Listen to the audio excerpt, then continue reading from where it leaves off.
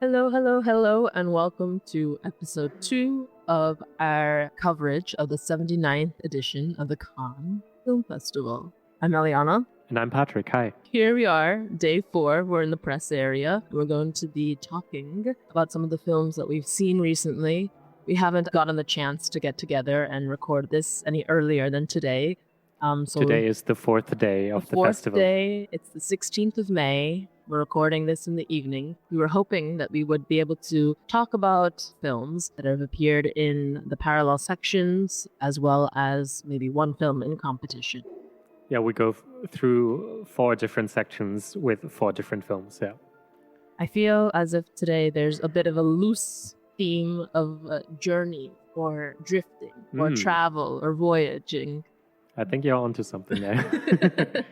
Before we go into that, how do you see the festival so far? Goodness, this is a very bad question to ask me because I was in a bit of a rush. So I have a little bit of a mobility impediment, which is the first time that's happened during the festival. But other than that, the festival seems like it's off to a calm start. But honestly, the festival is kind of like playing a game of chess.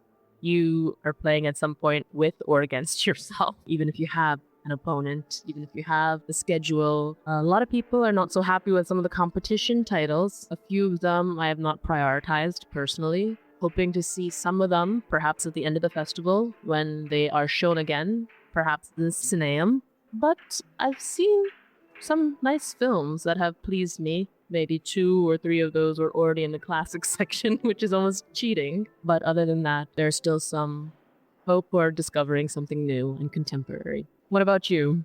Yeah, for me, an almost daily event was the cancellation of a competition movie.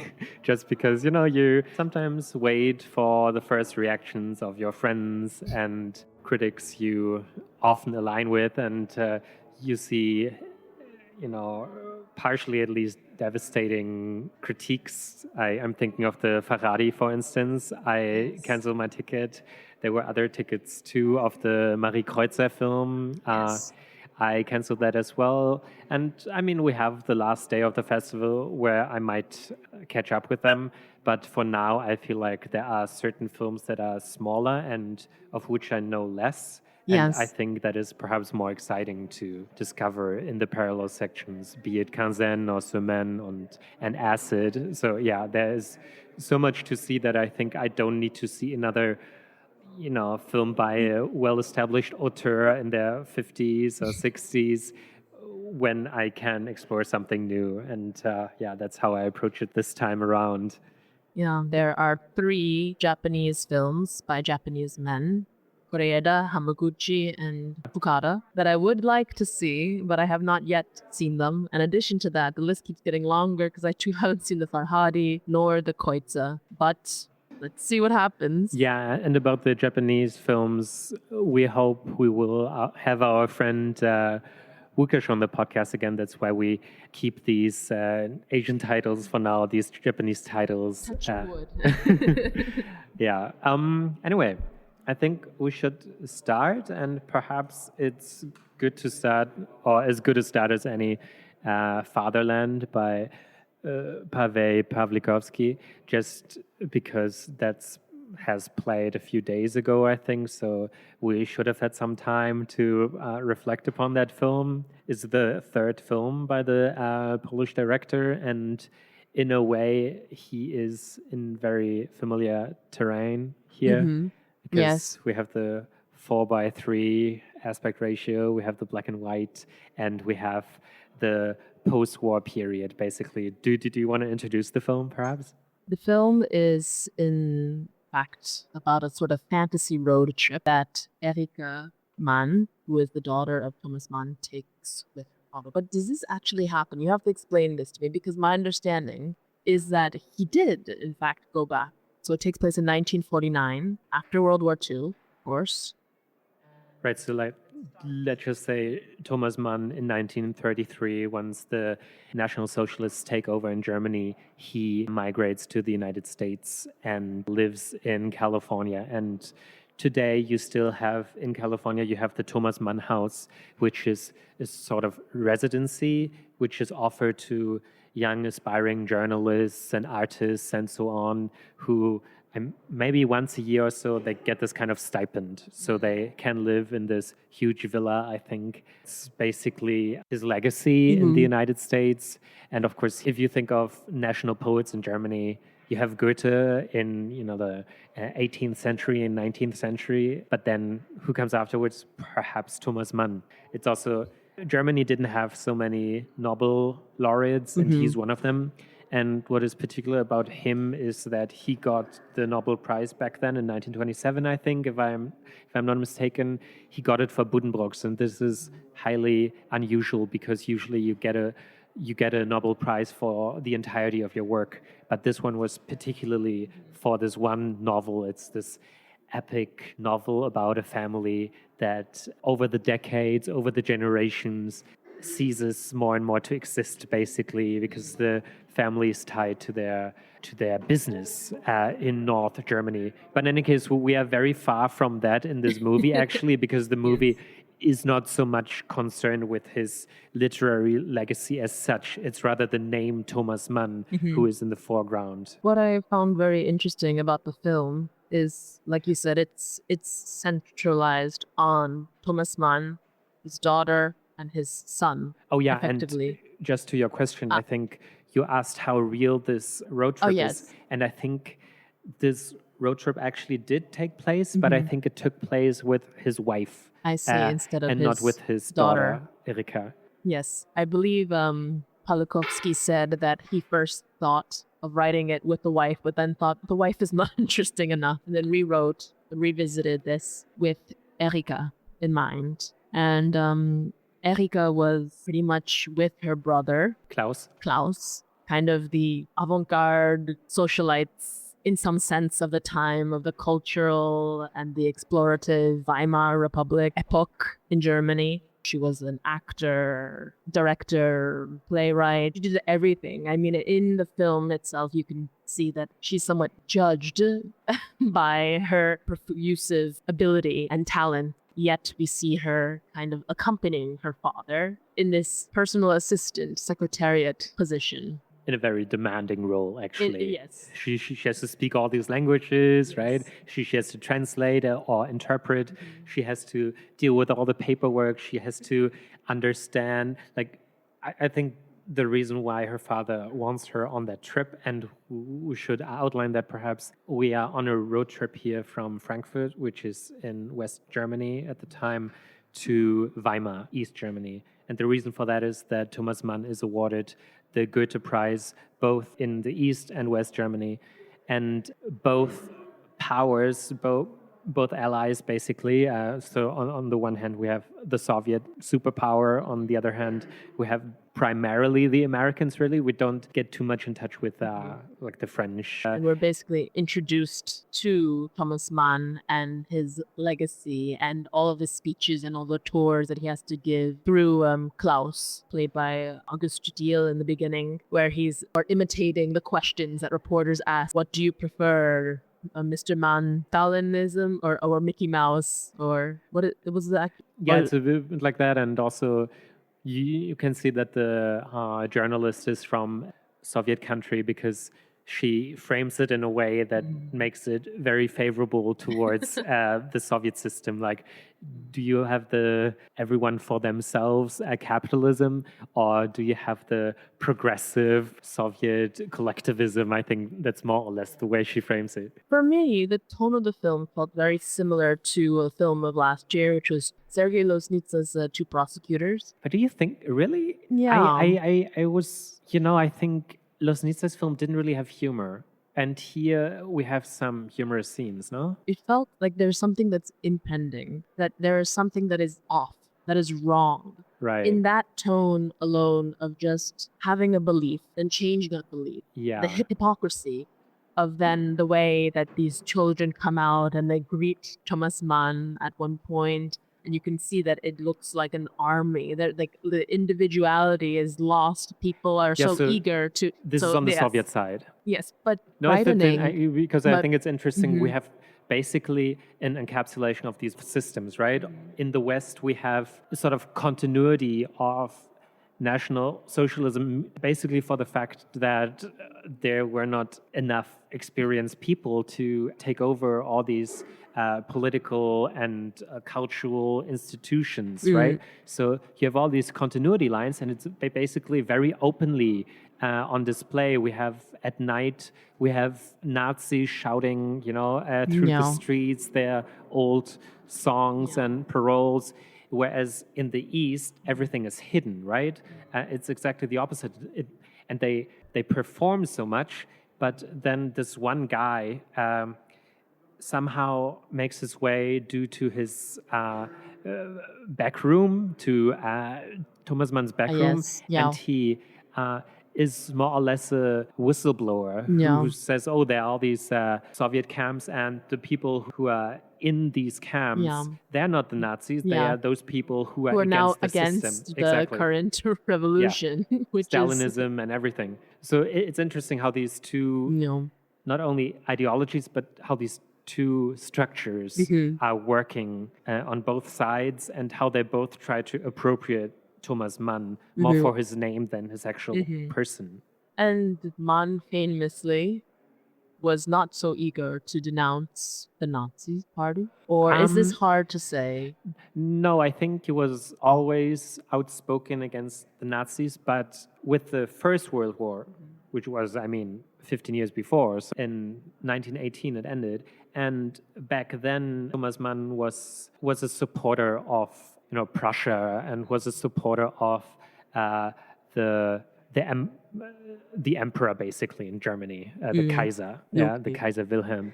That changed over time, and I think to a fair extent, this is also a merit of Erika Mann, and I think perhaps because she is seen as the good conscience of the family Mann, perhaps that's why he took her as a leading role. I also don't, I haven't read the novel. This is at least partially based on the Combe-Teuben novel, The Magician. So I don't know how this actually plays out in the novel, but he's also being thanked in the credits. I think there was a time when people discussed more openly that this is an adaptation. Now you can't really find much information online, but it was confusing to me too, whether it was an adaptation of this novel or whether Tolben had written a biography about Mann, and then it included this return to Germany in 1949 of Mann, and then from there, I think it's a biography. I don't know if it is like a fictionalized. I'm not sure either. I think it is. So we have outlined the piece quite a bit.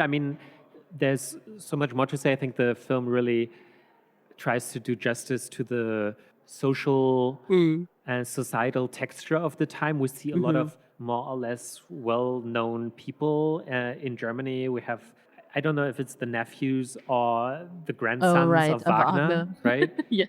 And they try to talk him into supporting the Bayreuth, what they call in Germany the Festspiele, where they show the opera. So, and you can, wherever he goes, basically, people try to appropriate him and his name. But how convincing did you find this overall? Given that I knew from the beginning that it was a bit of a fantasy, I have seen one of Pawlikowski's other works, Ida. I thought there, the cinematography and the story was a bit more emotionally packed. Yeah. In general. Here, it felt as if it reminded me of when Anselm Kiefer would always famously say, people would always ask him, what would he have done? Would he have been a Nazi? But then he was born really just right after the war, so he couldn't have possibly made this hypothetical choice or given a hypothetical answer, because he also would just say, I don't know what I would have done. And here I feel like this is in a different lens. It's another hypothetical questioning of like where to go. So it opens those questions. And I think it does somewhat in a convincing way make one ponder these questions of alliance and regimes that come to power and people who want you, or rather Thomas Mann, to just be aligned with XYZ person, to reclaim, to re-nourish, use culture and words to try to reinvigorate a people, a nation, an idea, a thought. It's everything. But at the same time, I do feel like the film at times felt a bit like, oh, this is like almost a funny thing. The funny thing that, like you mentioned, that Wagner's grandchildren or nephews or so are coming up and being like, please just write to them, Mr. Mann. And then in that moment, Mann says something like, Wagner's music will always be there. Like, you have nothing to worry about. But what you should really be worrying about is your mother and her alliances during this time period and what's happening to her and her views. And there were other moments like that too that just felt a bit like, oh, this is kind of like ticking off the box of what we would expect for a sort of theoretical assignment of looking into this question that is all made up. But at the same time, it did make me think a little bit more than some of the other films that we've been seeing at this festival. Yeah, I think this ticking off the boxes, I think that was a bit too obvious to me as a sort of through line of the film, and I wish it had taken more time for certain scenes. I think, for instance, when Erika Mann encounters her ex-husband, then you would think that the scene could easily play out, for 15 minutes or so. And I think this is really, it also feels like ticking off the boxes because the film rarely ever takes time to really explore these moments when they occur. And I mean, it's a very short film. Yes. And I think It's it's like more 82 to his minutes detriment. or so, yeah. Yeah, because it doesn't really allow us to be in these moments. And whenever there is a political or even philosophical question that arises, it is usually closed, within 3 or 4 sentences. Like it never really comes to that conversation. And that's what ultimately I found it a bit, I don't know, I found it a bit stale. I think it was not rigorous enough. And I think only through these kind of conversations would you really have become invested in the characters and also perhaps more in the time period. I understand what you mean. Even in the cinematography, which I found, which is done by Ukashizal, I'm not entirely sure how to pronounce the last name. There was just things were filmed almost as if it were a black and white. I don't want to say this, but Wes Anderson, as if to really emphasize the fact that there are two sides. There is a way to look at something and bifurcate as if there maybe is just a binary. The compositions were often, in my opinion and in my memory at least, sort of just balanced.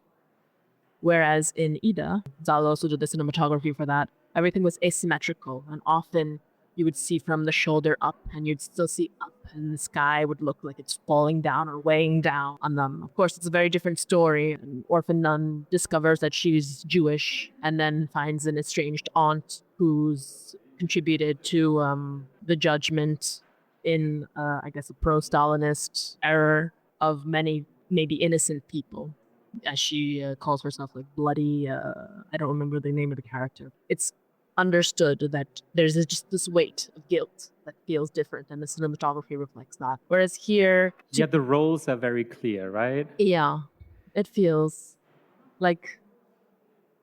But yeah, I didn't dislike the film. It's engaging, and I think it's a good amount of time for what it is. I don't know how it will be received. I just By the don't jury. really see who's served by this, It's not rigorous enough to be educational. It's not stylistically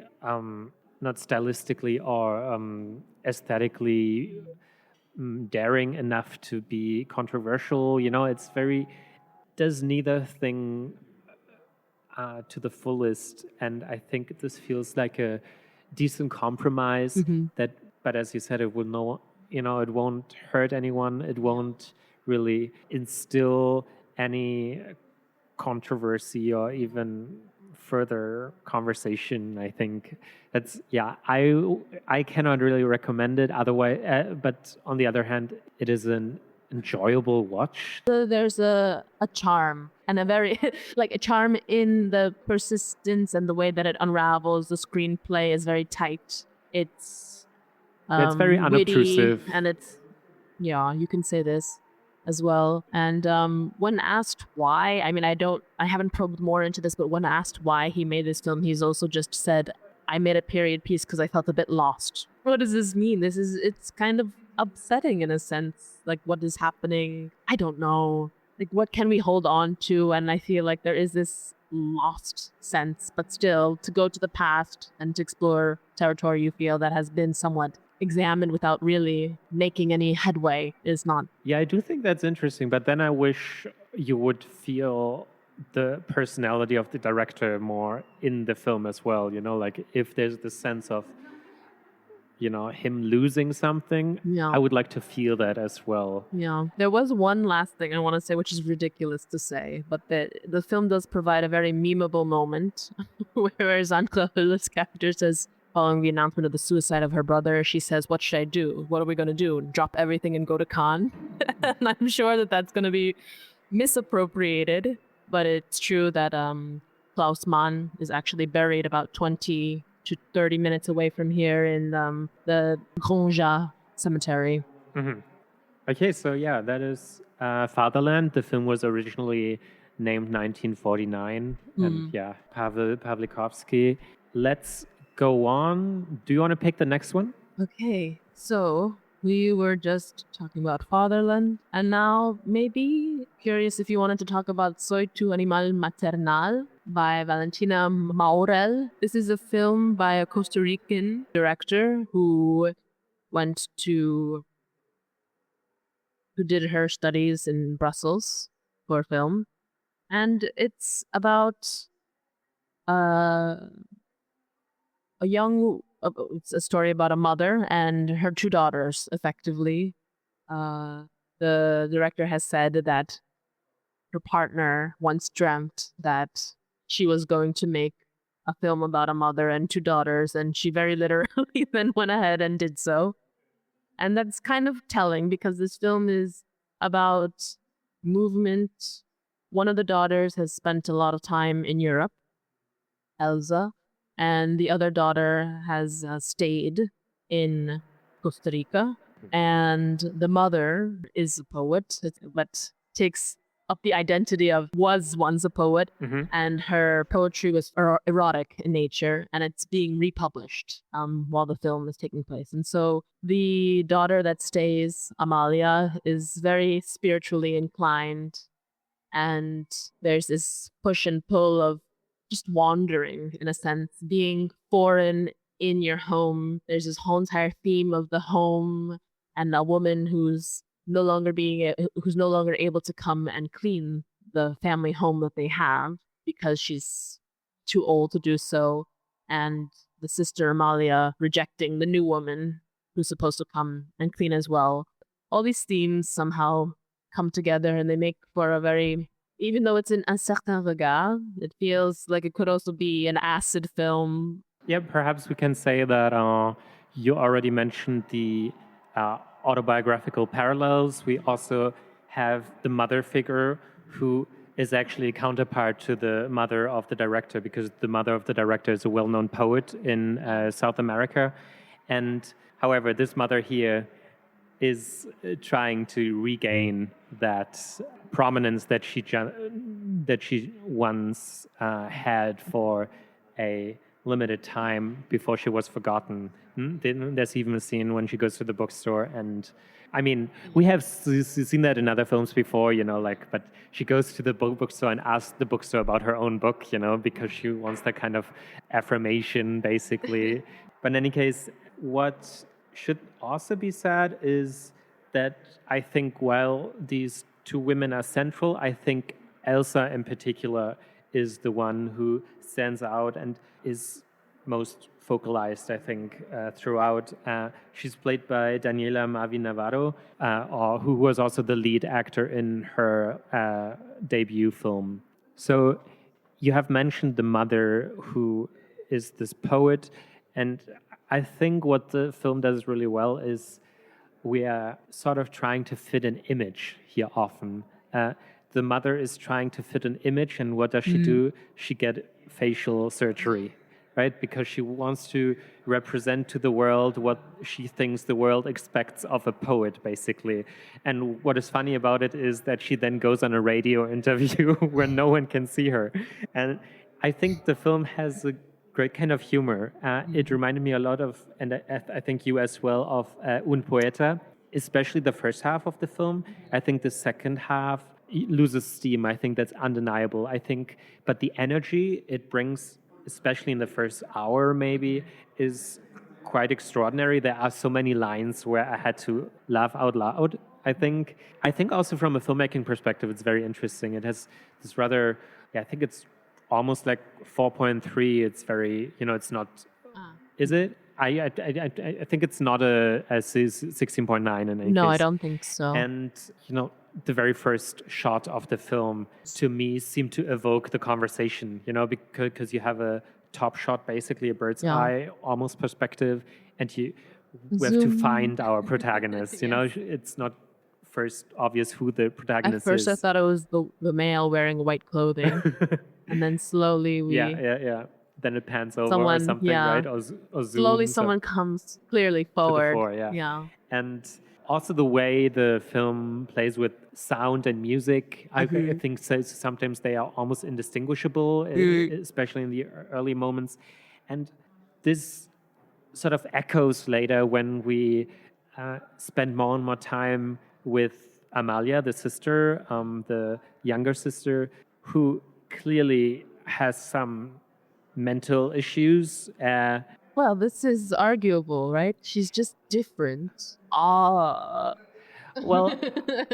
I think one scene encapsulates it very well, because when the protagonist talks to her somewhere because they had a fight or something, and then by that time we already know the younger sister is someone who, wherever she goes, she suspects men to look at her. And she calls them pedophiles, and then the other sister says, "You're 20." Which is not...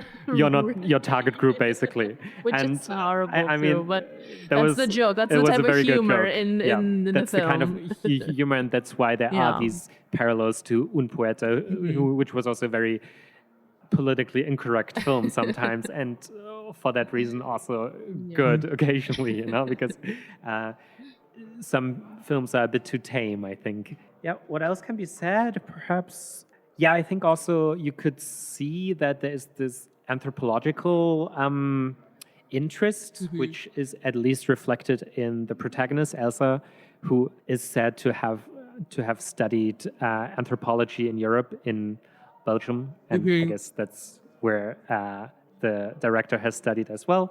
So, and there's this sort of entourage that her sister, who almost squats the house because she locks it. So she changes the locks. Yeah, she changes the locks so that this new woman can't come in anymore. But also Elsa, and when also she returns. The sister and the mother can't come in as well. Yes, and we see her using a broomstick or something to open the door, basically. And ironically, even though she's paranoid of these older men looking at her, she's taken up a relationship with an older man who she doesn't know the age of, simply because she just says, "I never asked." And he has an entourage of friends who take care of dogs that occasionally fight with one another.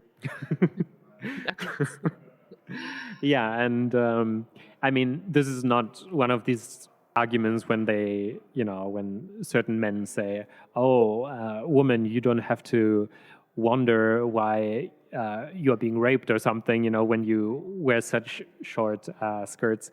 But we see her sister wear such short skirts that you see the buttocks, basically, and yeah, it's funny, it's funny in a good way, I think, in a fairly provocative way.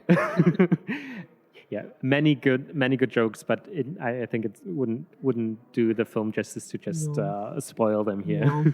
And the filmmaker also said that one of the reasons why she was interested in making this film is, well, one, she found that many of her films actually quite resemble one another, but that she wanted to take the chance to explore the characters in some of her films even more. And perhaps it's through these characters that they're explored, and they do really come to light. They feel realized. They feel like a relationship that you're familiar with. Yeah, they do. I In even its love the dynamic with the father, because the yes, father doesn't have a lot of screen time here, but he leaves his mark. There's this episode with these sneakers, and that we won't reveal here, but the first encounter once the protagonist returns, and she sits at his desk or at the table, and she has a beer bottle next to her, and she asks, "Did you have water?" And it just it fits the character very well. Yeah, I think it's not as strong as Un Poeta, yes, I but would agree. it's somewhat in that mold, I think. And Yes. if you like the one, there is a good chance that you might like this one as Yes. well. Yeah, so this is Forever Your Eternal Animal by Valentina Maurel. Perhaps we can talk about the Lisandro Alonso one. This is a film, La Libertad, Doble.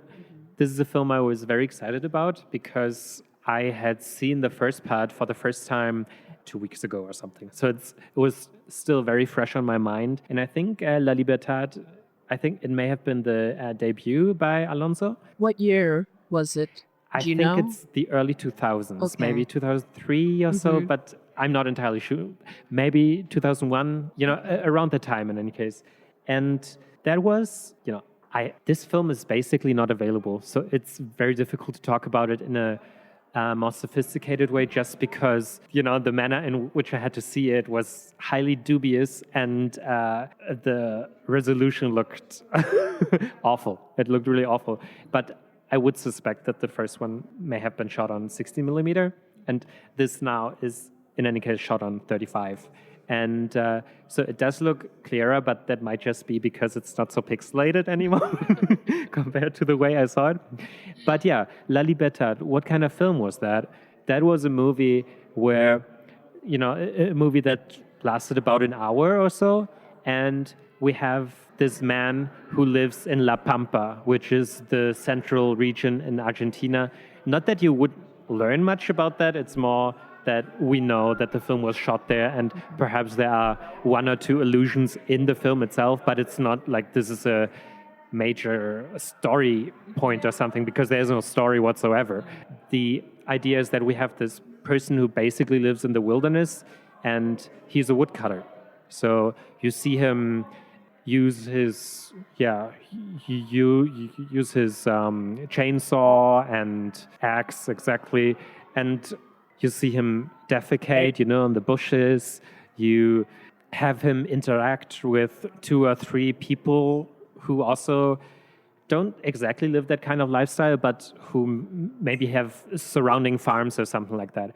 And he works as someone who's for hire, basically. So he does these kind of woodworks. The way he nourishes himself, he catches wild, animals, and the film back then has a certain rhythm. It starts with a bonfire scene at night, and you see him feast on an animal that was just grilled on the fire, and in the background you have lightning and thunderstorm. And then the film just goes on with his activities, and he has the shack also in the field, basically in the wild field. So, and now, Eliana, how does this new film start, and how does it continue? The new film starts with a man eating by a fire. It's in darkness, and he's just grilling something. He puts it in his mouth, and then in the next shot, I think we have perhaps the title card. I think so. And then we're maybe seeing him already starting to cut down wood with a chainsaw. Exactly. And this beginning is exactly more or less, one by one. It's exactly Sequentially the same. Yeah. So, and this is sort of the conceit of the film, that it establishes these repetitions, but then you see it more and more divert into something else. And yeah, do you want to lead us to that point? What happens? How does it divert without having seen the first film? We spend a lot of time with the protagonist and his chainsaw And his dog. and his dog eventually. Uh-huh. Because first we just see the protagonist and his chainsaw and his axe and his little water bottle. And I don't know if it was 15 minutes, if it was 20 minutes, or if it was 25 minutes. Maybe not that long, but he's just cutting down wooden branches, thick branches around the same size, maybe, I don't know, maybe like a foot in diameter. And then they're coming down to this beautiful sort of red color inside, and he starts to strip the bark off of all of them and then leaves them perhaps to dry out leaning against the tree itself. And it feels, the way that he does it is very, there's clearly a technique to it, a way to make sure it doesn't fall on him, a way to make sure that the limbs of the main branch are all taken off first. And then slowly he converts to using the axe as a tool and stripping the bark. And then when he's done, we see he has a white dog that comes about, and the dog is covered in blood for some reason. And he expresses concern, and it feels like, oh, now we're like a very simple, pastoral, don't know what's happening, but there's something that's entrancing about just simply doing this activity and seeing, because I don't know. I mean, personally, I thought, oh, I've never actually watched someone down a tree like this and prepare wood by hand. I mean, often nowadays, if you do Because see you did see the first part. well, yes. Perhaps this was a familiar visual for you. Like, I would have also been okay if it would have been in the whole entire film. Soon we realize that he's to make a delivery or he's to go somewhere, and he has not quite a friend, but someone who's lighter skinned who comes by, and he addresses as Sir. This man has a truck. He borrows a truck eventually, exchanges some goods with this man as well, and goes to a facility where we're to discover that his sister has been living in that facility for the majority of her life, and the facility doesn't have any more money. It's going to close, and he should have been there yesterday to pick up his sister, and now his sister is to live with. And his sister has to take a bunch of medication. Blue pills, these white pills, all these pills at different times of the day. It's written down, but the pills are handed as if one hands you a mélange of grains, and you're supposed to pick out which grains you're supposed to eat and separate them. Yeah, it's day so to day. funny the way it's handed to him, right? It's absurd. It's very clear that no one's going to be taking any medication, most likely. It's very resemblant also of the later scene, or perhaps I think it's the later scene when he buys some flour. Oh, yes. and the flour is loosely given to him in a bag. Yeah, yeah. And then he takes her home and tries to, even the shack clearly is only fit for one person. The sister comes home to him and is astonished at first because this small shack suddenly, perhaps in her world, has become, she wonders, is this all your land at first?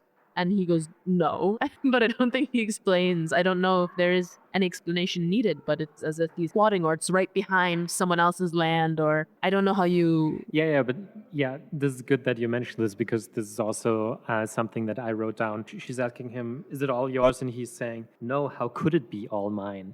So there's also something political in there, like the absurdity of owning land. You know, if you really think about it, it doesn't make sense. Yeah. And I think this tells us something about the way he's thinking, you know, the way he thinks about the world. But at the same time, I think by following him, there's almost this act of action leading to appropriation, like the continuous working of the land. Yes. That is what makes you the owner of Yes. the land, not in any legal framework, but just, oh, this is the land you know, this is the land you grow up with, Yeah. and this is probably the land you will be buried in. Which is very important and thematically always up for debate. I mean, we saw recently in the Lucretia Martel as well a similar sort of discourse appear about the land and ownership and people who live on it versus who technically own it. Mm-hmm. The sister discovers something foreign in the ground. It looks like more or less a man's watch. It could just be a watch, but a watch. And then covets it as if it's a little secret. As if she possesses time, and then is trying to look in a very kind of poetic way as to this is a new gem or jewel, where to hide it. And for some reason, she doesn't want her brother, it seems, to know that she has it for quite a bit of the film. And I think there's also, you just mentioned something poetic. There's almost something innocent to him as well, and the way he lives. Or another moment when she asks him, what time is it? Yeah. And he says, oh, the afternoon. Yeah. But she's always asking him what time it is, even though she has this watch now, even though we don't know if the watch is running. I'm not sure if there was a close-up of the watch and I don't we think could so, see no. that it wasn't or was running. But it just, his conception of time, it's not bound to, like 24 hours or something. It's more something you experience because you're in nature. You see how the sun, rises and then descends again. Yeah. So I found that very beautiful. I think what the sister character also brings to this film is first that this man, the woodcutter, suddenly becomes a person because he's attached to other people. And I think how Alonso reflects this is through the camera, because suddenly we have reverse shots here. And I think what this does is it almost ties cinematographical technique to personhood, or let's say social relations. Like it feels so natural to have for a way to establish and sustain a relationship between people, you use the reverse shot. And this was not really a thing before the sister character arrives in the film. And it even transcends the pure local or like locality, because later we see the sister sleep in the shack, whereas he is still outside by the fire. And we still have the reverse shot, even though she's in bed and he's outside, like as if now there's something established. But what we notice at the same time is that the rhythm seems to be off now. There is something not quite right anymore, like the time, like this specific time, even though, as you say, we don't know if the watch really works. But let's assume more what the concept of time stands for here. And I think the sister realizes that. I also think it's interesting that the film purports her to be mentally, impaired or something, but we don't see that too much. I think there's some intelligence about her and her character. You can sense that she understands the situations she's in. And perhaps her time in this institution, the way that she was transferred to that institution, was not warranted. But in any case, she has this deep understanding that her presence there changes something that is perhaps not right. Yeah. When we're first introduced to the sister, she's also looking out the window, and the brother has to pull her away from the window and even asks, what are you looking at? And I think I also fell for this idea that once she's on the brother's land here again, it almost sounds like a possessive thing, but in the way that we were talking about it earlier. To me, I thought, oh, maybe this is going to work out. Maybe the medication is not even necessary. Maybe her discovery, because there are these long scenes too, sometimes when the sister wanders or the brother is not there, and she's kind of exploring the texture of a tree or a leaf or something just that is bound to the ground. And I think, it's not ruining anything, but such is not the case, that is not going to be her home. And we find that out by the end of the film. Yeah, I think even through talking, it's very easy to like that film because it's a very simple concept. But especially for those who have seen the first film, it really continues something, it repeats something, and it points us to how much it matters when things diverge and if they don't repeat, because things ultimately they cannot repeat. And I found that very beautiful. And remind me of the title of the film again. La libertad doble. So far, so good. I think this is where we have to come to a close. We did not talk about our favorite film so far, but we leave that as a cliffhanger for now. And what will it be? I think we leave that as a cliffhanger. Oh, wow, okay. But I think we can reveal that this is an acid film. Yes. Or acid, as they say here. Yeah. Thank you so much, Eliana. No, thank you, Patrick. Bye-bye. Bye-bye.